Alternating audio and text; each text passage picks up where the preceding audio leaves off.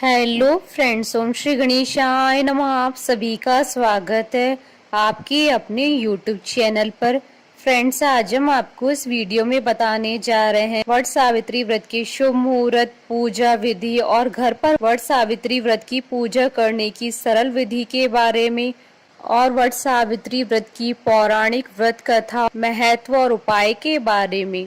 Friends, video शुरू करने से पहले आपसे रिक्वेस्ट है, अगर आप हमारे चैनल पर नए हैं और आपने अभी तक चैनल को सब्सक्राइब नहीं किया है तो प्लीज़ सब्सक्राइब कीजिएगा चैनल को। साथ ही प्रेस कीजिएगा बेल आइकन को, जिससे नए वीडियो से रिलेटेड नोटिफिकेशन आपको तुरंत प्राप्त हो सके। और वीडियो पसंद आने पर वीडियो को लाइक और शेयर जरूर कीजिएगा, ताकि सभी भक्तों को इस वीडियो का लाभ प्राप्त हो सके। और कमेंट बॉक्स में ओम श्री गणेशाय नमः जरूर लिखिएगा। अखंड सौभाग्य की प्राप्ति के लिए वट सावित्री व्रत हर साल ज्येष्ठ मास की अमावस्या को रखा जाता है। इस बार वट सावित्री व्रत पर बहुत ही शुभ योग बन रहा है। इस बार वट सावित्री के दिन शनि जयंती भी है। धार्मिक मान्यताओं के अनुसार जो व्रती सच्चे मन से इस व्रत को करते हैं, उनकी सभी मनोकामनाएं शीघ्र ही पूर्ण होती है और साथ ही उनके पति को लंबी आयु प्राप्त होती है। कई जगह पर इस व्रत को ज्येष्ठ पूर्णिमा के दिन भी रखा जाता है। मान्यता है कि इस दिन माता सावित्री ने अपने दृढ़ संकल्प और श्रद्धा से यमराज द्वारा अपने मृत पति सत्यवान के प्राण वापस पाए थे। इसलिए महिलाओं के लिए यह व्रत बेहद ही फलदायी माना जाता है। इस दिन सुहागन महिलाएं पूरा श्रृंगार कर वट वृक्ष की पूजा करती हैं। वट वृक्ष की जड़ में भगवान ब्रह्मा, तने में भगवान विष्णु, पर डालियों और पत्तों में भगवान शिव का निवास होता है। महिलाएं इस दिन यम देवता की भी पूजा करती हैं। फ्रेंड्स, अब आइए जानते हैं वट सावित्री व्रत और शनि जयंती की शुभ मुहूर्त के बारे में। हिंदू पंचांग के अनुसार साल 2024 में वट सावित्री व्रत और शनि जयंती 6 जून 2024 गुरुवार के दिन है। ज्येष्ठ कृष्ण अमावस्या तिथि प्रारंभ होगी 5 जून 2024 को शाम 7:54 पर, और ज्येष्ठ कृष्ण अमावस्या तिथि का समापन होगा 6 जून 2024 को शाम 6:07 पर। इस दिन सर्वार्थ सिद्धि योग और आनंद आदि योग भी बन रहे हैं। इन योगों के बनने के कारण इस दिन का महत्व कई गुना अधिक बढ़ जाता है। साथ ही इस दिन शनि जयंती भी है। इन दुर्लभ महासंयोगों के बनने के कारण इस दिन पूजा पाठ जप तप करने से अष्ट सिद्धि और नवनिधियों की प्राप्ति होगी और सभी कार्य शीघ्र ही पूर्ण होंगे और आपकी सभी मनोकामनाएं शीघ्र ही पूर्ण होंगी। फ्रेंड्स, अब ये जानते हैं वट सावित्री व्रत के लिए क्या क्या पूजन सामग्री आवश्यक होती है। वट सावित्री पूजा के लिए पवित्र तथा साफ कपड़े से बनी माता सावित्री की मूर्ति लें। बांस से बना पंखा, बरगद के पेड़ में परिक्रमा के लिए लाल धागा, मिट्टी से बने कलश और दीपक। फल में आप मौसमी फल जैसे आम, केला, लीची, सेब, नारंगी, खरबूजा आदि चढ़ा सकते हैं। पूजा के लिए लाल वस्त्र, सिंदूर, कुमकुम, रोली। चढ़ावे के लिए पूरी पकवान बनाएं। बरगद का फल, अक्षत, हल्दी, 16 श्रृंगार। जलाभिषेक के लिए पीतल का पात्र। फ्रेंड्स, अब आइए जानते हैं वट सावित्री व्रत की पूजन विधि के बारे में। इस दिन ब्रह्म मुहूर्त में उठकर घर की साफ सफाई करें, फिर स्नान ध्यान कर पवित्र और स्वच्छ वस्त्र धारण करें। इस दिन 16 श्रृंगार करना अति शुभ माना जाता है। इसके बाद सबसे पहले सूर्य देव को अर्घ्य दे, तत्पश्चात सभी पूजन सामग्रियों को किसी पीतल के पात्र अथवा बांस से बनी टोकरी में रखकर नजदीक के बरगद के पेड़ के पास जाकर उनकी पूजा करें। पूजा की शुरुआत जलाभिषेक से करें, फिर माता सावित्री को वस्त्र और 16 श्रृंगार अर्पित करें। फल फूल, पीगा व चना, गुड़, पूरी पकवान सहित बरगद के फल चढ़ाएं और पंखा जेलें। इसके बाद रोली से कम बरगद के पेड़ की 7 परिक्रमा अवश्य करें। इसके बाद माता सावित्री को दंडवत प्रणाम कर उनकी अमर कथा सुने। इसके लिए आप स्वयं कथा का पाठ कर सकते हैं। कथा सुनने के बाद भीगे हुए चने का बायना निकाले और उस पर कुछ रुपए रखकर अपनी सास को दे दे। जो स्त्रियां अपनी सासों से दूर रहती है वो बायना उन्हें भेज दें और उनका आशीर्वाद लें। पूजा समाप्ति के पश्चात ब्राह्मणों को वस्त्र और फल आदि का दान करें। वट वृक्ष का पूजन समाप्त होने के बाद आप अपने घर आकर पति को बांस का पंखा झेलें और उन्हें पानी पिलाए। पति को पानी पिलाने के बाद दिन भर निर्जला उपवास रखें और शाम में आरती अर्चना करें। अगले दिन नित्य कर्मों की पूजा को संपन्न कर 11 चने और वट वृक्ष की लाल रंग की कली को पानी से निकलकर अपना व्रत संपन्न करें। फ्रेंड्स, अब आइए जानते हैं घर पर वट सावित्री व्रत के पूजन करने की विधि के बारे में। वट के 5 पत्र डालकर कलश स्थापित करें। वट पत्र न होने पर कपड़े के पट्टे पर चंदन रोली से ब्रह्मा सावित्री बनाकर अथवा कागज पर छपा हुआ वट सावित्री पट्टा ले सकते हैं। स्नान श्रृंगार करने के बाद श्रृंगार सामग्री का लावा, चंदन, रोली, फल, नैवेद्य आदि रखकर दीप जलाते हुए व्रत का संकल्प करें। कलश में 1 लोटा शुद्ध जल, हल्दी, अक्षत आदि अर्पित करें। कलश पर 7 बार कलावा लपेटे और 11 परिक्रमा करें। आरती के बाद ओम सावित्री देव्य नमः मंत्र का जाप करें। दान सामग्री ब्राह्मणों को देकर आशीर्वाद प्राप्त करें। फ्रेंड्स, अब आइए जानते हैं अखंड सौभाग्य और आरोग्य के लिए वट सावित्री व्रत के दिन किए जाने वाले उपायों के बारे में। बरगद के वृक्ष पर सूत को लाल व पीला करके लपेटने से अखंड सौभाग्य की प्राप्ति होती है। अखंड सौभाग्य व परिवार की समृद्धि के लिए अक्षय वट की परिक्रमा करते समय 108 बार सफेद रंग का सूत लपेटे। बरगद के वृक्ष की जड़ में मीठी लस्सी या मीठा दही चढ़ाने से मंगल, शनि, राहु जैसे ग्रह शांत होते हैं। फ्रेंड्स, अब आइए आरंभ करें वट सावित्री व्रत की पौराणिक कथा।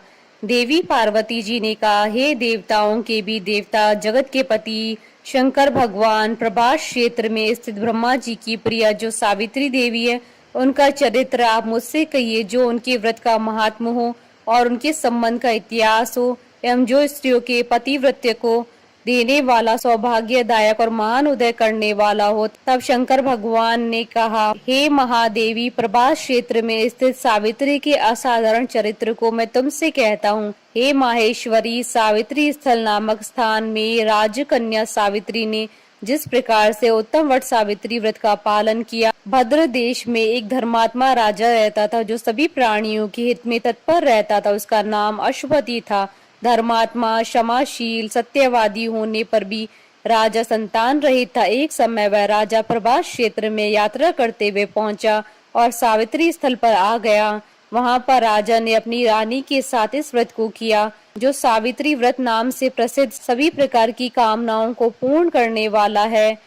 भूर्भुवस्व इस मंत्र की साक्षात मूर्ति बनकर स्थित श्री ब्रह्मा जी की प्रिया सावित्री देवी उस राजा पर प्रसन्न हुई।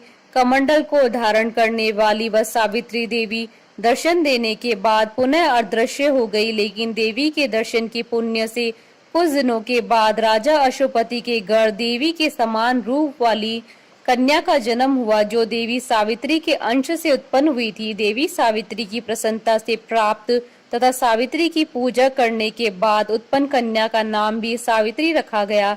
वह राजकन्या देवी लक्ष्मी के समान शोभित होती हुई बड़ी होने लगी और धीरे धीरे सुकोमल अंगों वाली वह कन्या यौवन अवस्था को प्राप्त हुई। नगरवासी उस कन्या को देखकर यही समझते थे कि वह कोई देव कन्या है। कमल के समान विशाल नेत्रों वाली एवं तेज से अग्नि के समान प्रज्वलित होती भी वह सावित्री महर्षि भृगु द्वारा कहे हुए सावित्री व्रत को करने लगी। लक्ष्मी के समान सुशोभित होने वाली वह कन्या एक दिन देवी सावित्री की पूजा के बाद पिता के पास खड़ी हो गई। उस समय पुत्री की युवावस्था को प्राप्त हुई देखकर राजा ने मंत्रियों से सलाह किया।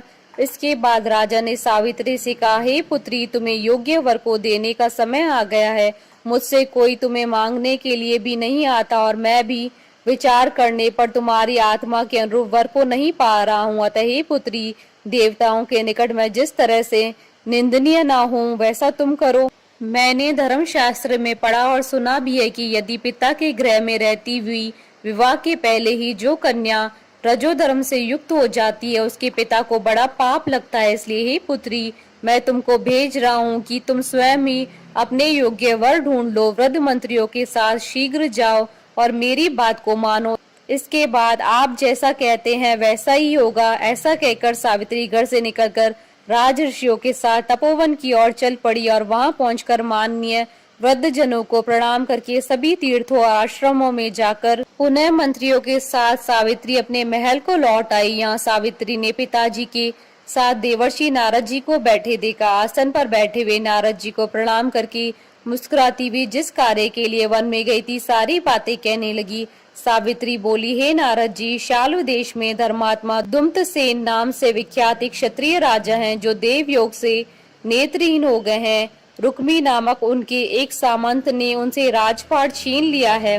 वह अपने पुत्र और पत्नी के साथ वन में रह रहे हैं। उनका पुत्र सत्यवादी और धर्मात्मा है। उसे ही मैंने अपने पति के रूप में वरण किया है। नारद जी सावित्री के वचनों को सुनकर बोल पड़े कि हे राजन, सावित्री ने यह बड़ा कष्टप्रद कार्य कर डाला। बाल बुद्धि होने से इसने केवल गुणवान समझकर सत्यवान को वरण कर लिया। सत्यवान मिट्टी के घोड़े बनाता है और घोड़े का चित्र भी बनाता है। इसे उसे चित्राश्व भी कहते हैं। सत्यवान दान और गुण में रंती देव के शिष्य के समान है। ब्राह्मणों की रक्षा करने वाला है और सत्यवादी भी है। राजा यताति के समान उदार, चंद्रमा के समान प्रिय लगने वाला है। रूप में दूसरे अश्विनी कुमार के समान और दुम्तसेन के समान बलवान है, लेकिन उसमें केवल एक दोष है, दूसरा कोई नहीं कि सत्यवान आज से ठीक 1 वर्ष पर शीर्णायु हो जाने से देह त्याग कर देगा। इस प्रकार नारद जी की बात सुनकर राज्य कन्या सावित्री ने राजा से कहा, राजा, लोग किसी से एक बार कोई बात कहते हैं, ब्रह्मवेता एक ही बार कहते हैं और एक ही बार कन्या दी जाती है। ये तीनों कर्म एक ही बार किए जाते हैं, बार बार नहीं। दीर्घायु हो या अल्पायु, गुणवान हो या निर्गुण, वर को एक ही बार वरण कर लिया, अब वह दूसरे वर को वरण नहीं करूंगी। नारद जी ने कहा, हे राजन, यदि आपको उचित लगता है तो अपनी पुत्री सावित्री का कन्यादान शीघ्र कर डालिए। राजा ने शुभ मुहूर्त में विधि विधान पूर्वक सत्यवान के संग सावित्री का विवाह करवा दिया। सावित्री अपने पति को पाकर ऐसे प्रसन्न थी जैसे पुण्यवान पुरुष स्वर्ग को पाकर प्रसन्न होता है। सावित्री उस सत्यवान के साथ आश्रम में रहते हुए नारद जी की कही हुई बात को याद करती रहती थी। उस दिन को गिनती रहती थी जब सत्यवान देह त्याग कर चले जाएंगे। जब सत्यवान के मरण के केवल 3 दिन शेष रहे, तब सावित्री ने निर्हार रहकर व्रत किया और तीसरे दिन सुबह स्नान करके देवता और पितरों का पूजन किया। फिर सास ससुर की चरण वंदना करके वह भी अपने पति के साथ जंगल की ओर चल पड़ी। जंगल में लकड़ी काटते काटते अचानक से सत्यवान के सिर में दर्द होने लगा। सावित्री ने कहा कि आप कुछ देर मेरी गोद में सिर रखकर सो जाइए, फिर हम आश्रम की ओर चलेंगे। जैसे ही सत्यवान सावित्री की गोद में लेटे, वैसे ही सावित्री ने देखा कि वह सांवले पिंगल वर्ण वाले किरीटधारी पीत वस्त्र पहने हुए साक्षात सूर्य के समान उदित हुए पुरुष उनके सामने खड़े हैं। सावित्री ने उन्हें प्रणाम किया और उनसे पूछा कि आप कौन है। इस पर यमराज ने कहा कि मैं प्राणियों के लिए भयंकर और कर्मानुसार उनका उचित दंड देने वाला यमू। सो हे पतिव्रता सावित्री, समीप में पड़े हुए तुम्हारे पति की आयु समाप्त हो गई है, इसे यमदूत पकड़कर नहीं ले जा सकेंगे, इसलिए मैं स्वयं आया हूँ। ऐसा कहकर फांस के लिए हुए यमराज ने सत्यवान के शरीर से अंगुष्ठ मात्र शरीर वाले जीवात्मा को बलपूर्वक निकाल दिया। इसके बाद यमपुरी की ओर चलना शुरू किया। सावित्री भी यम के पीछे पीछे चलने लगी। यमराज ने सावित्री से कहा कि कोई भी जीव बिना आयु समाप्त हुए यम मार्ग से नहीं जा सकता। सावित्री ने यमराज से कहा कि आप जैसे सज्जन पुरुष के साथ मैं चल रही हूँ, मेरे पति आपके साथ हैं, तो मुझे आपके साथ चलने में कोई शर्म और गिलानी नहीं हो रही है। दूसरी बात, स्त्रियों के लिए इस पृथ्वी पर लोक में पति को छोड़कर कोई अन्य स्थान नहीं है, इसलिए मैं आपका अनुगमन कर रही हूँ। सावित्री की मधुर बातें सुनकर यम ने कहा कि मैं तुम्हारी बातों से प्रसन्न हूँ, इसलिए जो इच्छा हो वर मांग लो। सावित्री ने तब यमराज से अपना खोया हुआ राज्य, सास ससुर की आंखों की रोशनी और 100 पुत्रों का वरदान मांग लिया। अपने वरदान के जाल में फंसकर यमराज ने सत्यवान की आत्मा को मुक्त कर दिया और सावित्री को लौटा दिया। सावित्री पति के साथ अपने आश्रम लौट आई। सावित्री ने सावित्री देवी का व्रत किया, जिसके प्रभाव से उसके सास ससुर की आंखों की रोशनी लौट आई। इनका राज्य भी मिल गया, 100 पुत्र हुए। बोलिए सावित्री माता की जय। हमारे साथ इस वीडियो में अंत तक बने रहने के लिए आपका धन्यवाद। ओम श्री गणेशाय नमः।